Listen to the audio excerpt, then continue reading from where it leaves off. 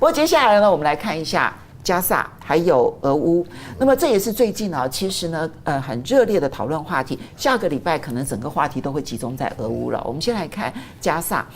川普呢，他这个就是告诉大家说，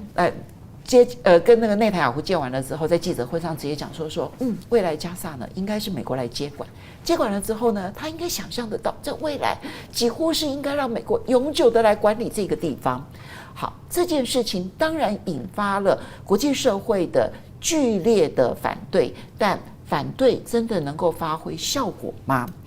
那么现在呢，这里面反应最激烈的应该是约旦啊，这个很特别，它不是沙烏地阿拉伯，也不是伊朗的反对最为强烈，而是约旦。但约旦是一个弱国，它其实是一个非常贫穷的一个国家。他说，如果川普接管加萨的话，那约旦不惜要向以色列开战，真的能成吗？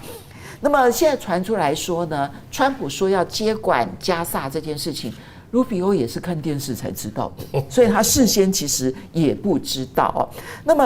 而以色列呢，则是说，所有要把巴勒斯坦人给迁离加萨的工作，我们都已经准备好了。所以现在一边是以色列，一边是美国，看起来一搭一唱的，要把现在加萨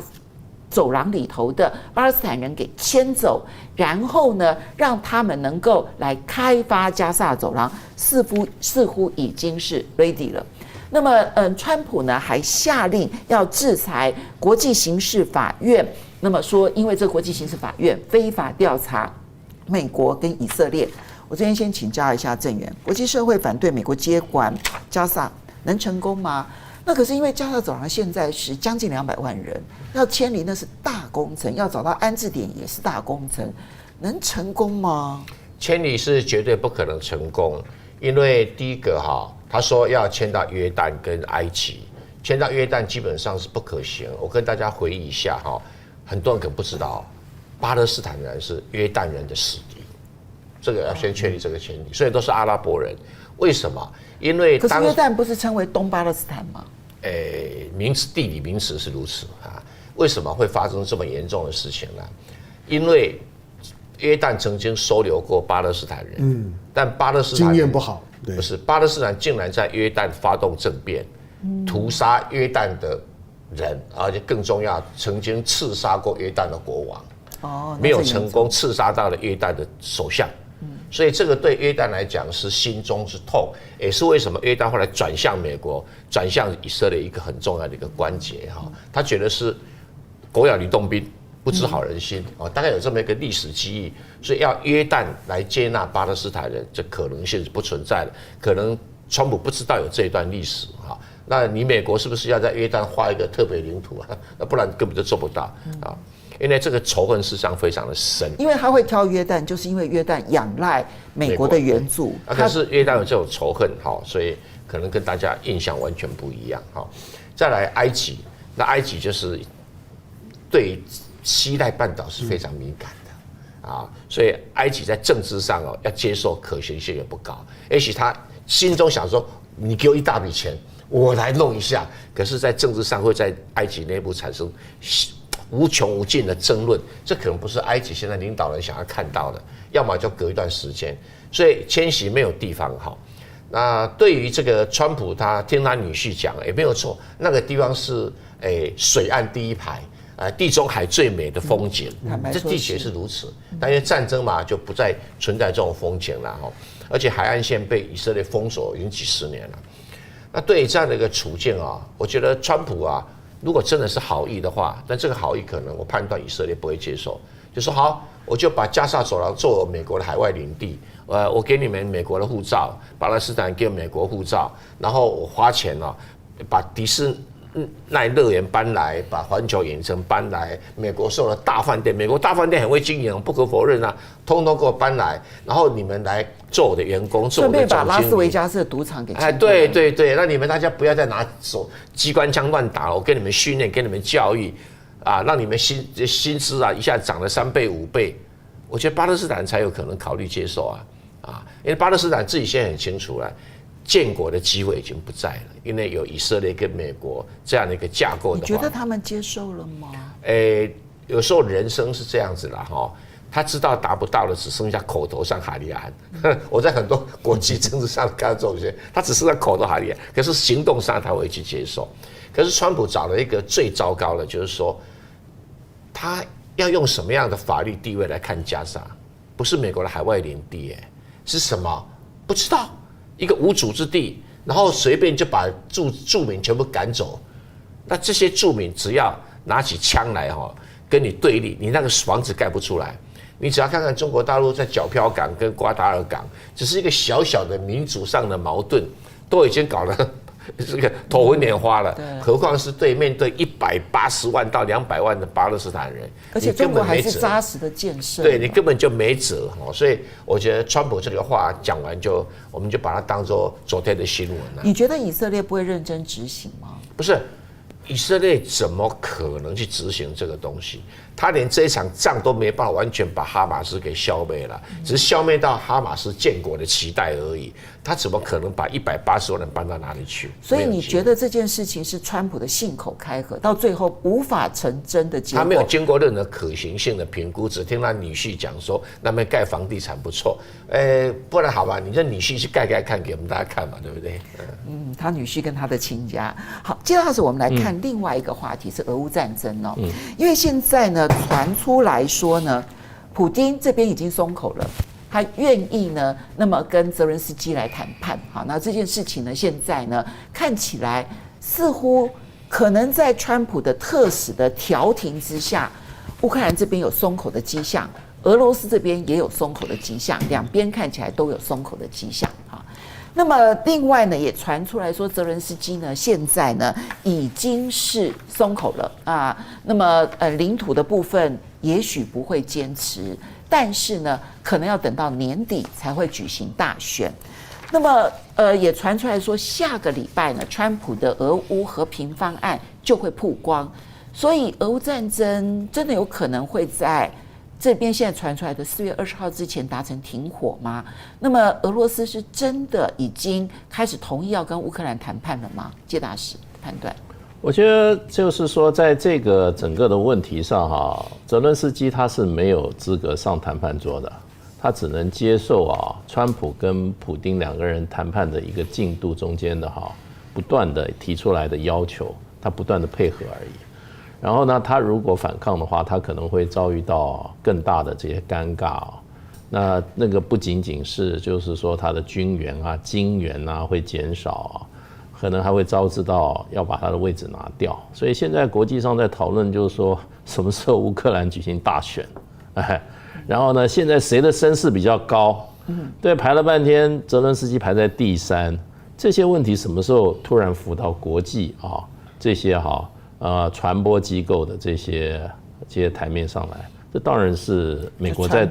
川普在施压嘛，对。所以我认为就是说，马上这个就是说，在这个慕尼黑的这个会议里面川普的俄乌事务的特使，他会把一个阶段性的一个提议，他会放到台面上来。那这个提议基本上，我觉得不会遭到俄罗斯方面比较强大的反对，它是一个阶段性。我觉得双方就俄罗斯来讲的话，就是说，你先做这些方面的承诺，这不是我最后的 final version。所以你觉得俄罗斯是在跟川普的特使谈的过程当中，已经某种程度的接受了那个方案了？我觉得这个是一个中程方案，不会是一个 final version， 就是说终结版本。他说你先去讲吧，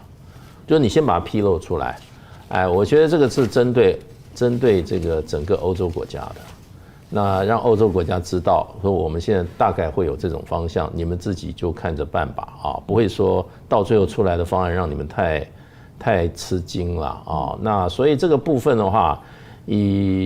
大家底线已经非常清楚。我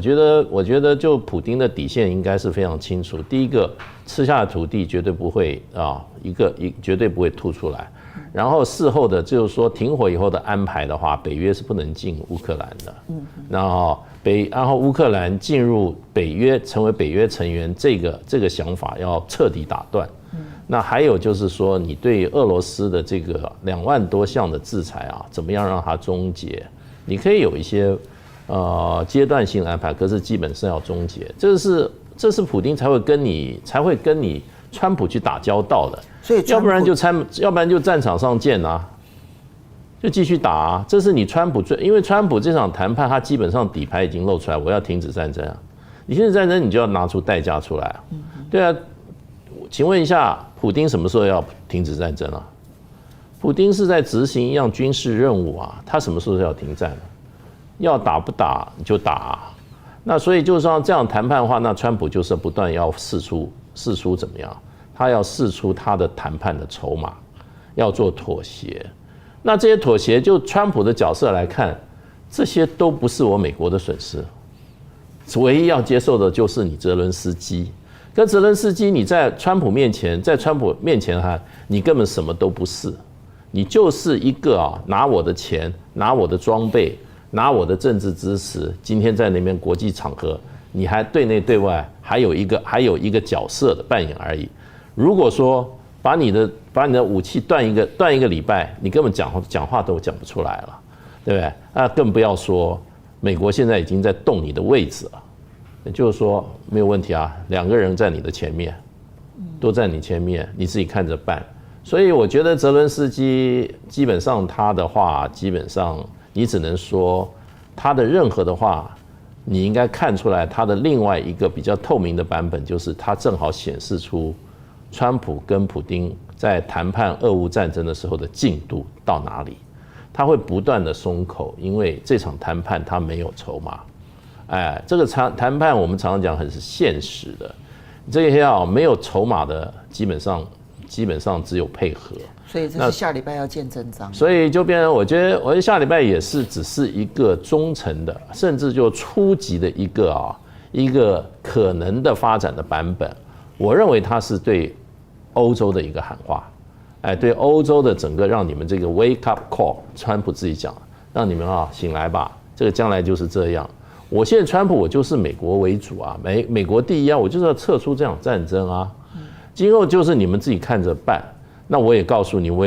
也事实告诉你，我跟普丁之间谈判的结果。另外一方面，他也是让美国的国内试探美国国内的民意啦。当然就是说，美国退出这场战争，这个名义上在美国是没有问题的。那就是说，在美国在全球的这个怎么讲呢？扮演的角色，或者说其他国家怎么来评估跟美国的关系，是绝对有影响力的。所以他必须要做这样子比较，要有一个怎么讲呢？要有一个过程。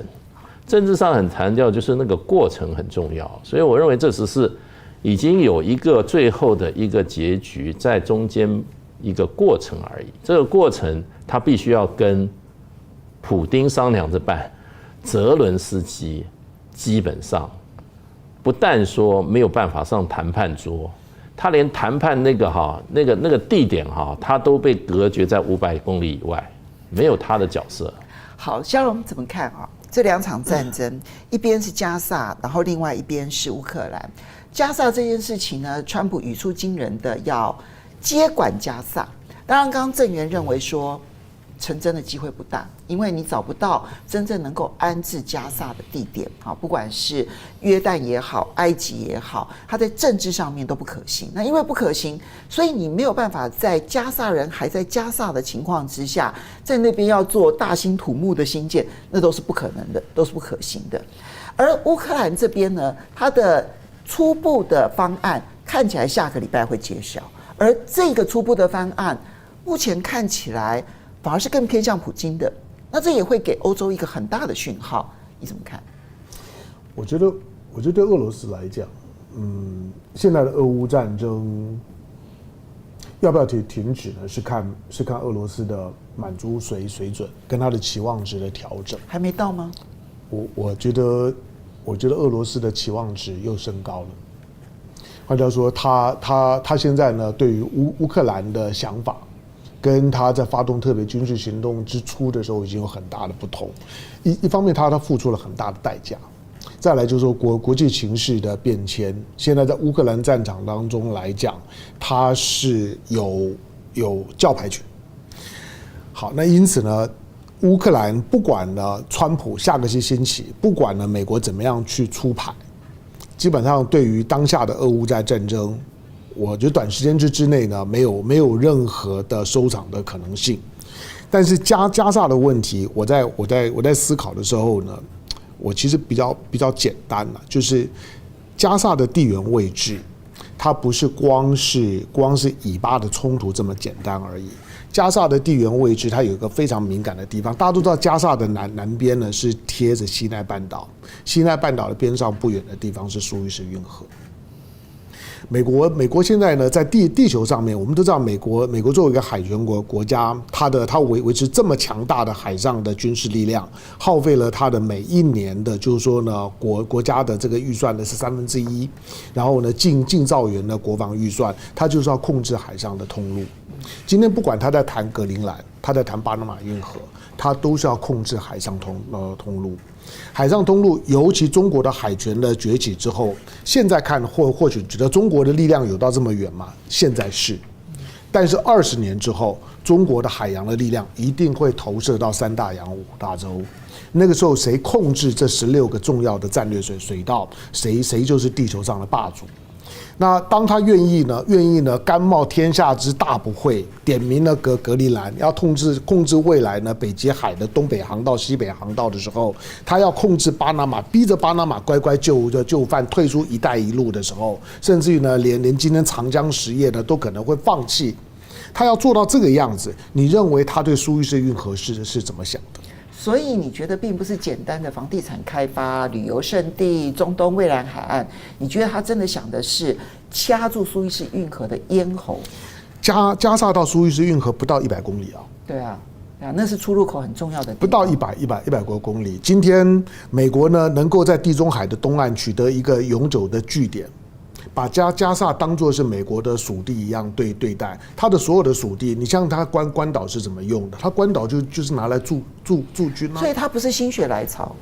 你觉得？我认为今天他如果能够呢有效的在那地方控制加萨，所有的什么开发啊等等，我觉得那些都只是表象，他也不会是他在乎的啦。就是说 maybe 也不错。就是说那些的180万200万的人。我给你个保留区好不好？这西方人呢搞集中营搞保留区是专业户啊，